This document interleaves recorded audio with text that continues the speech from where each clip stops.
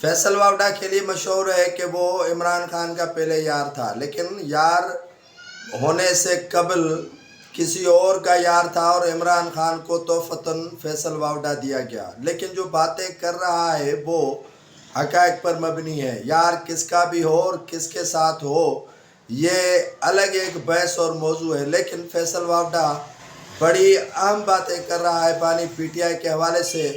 وہ آہستہ آہستہ دن بدن جو ہے وہ سچی ہوتی نظر آ رہی ہیں۔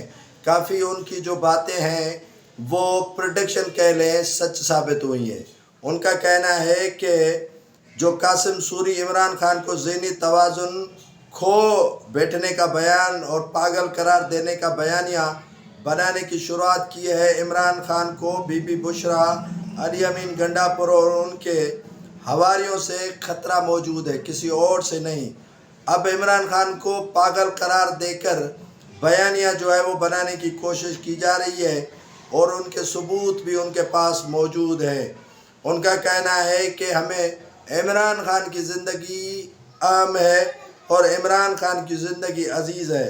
قاسم سوری کے اس ٹویٹ اور بیان کو غیر احمقانہ اور گھٹیا قرار دیا ہے علیمہ خان نے۔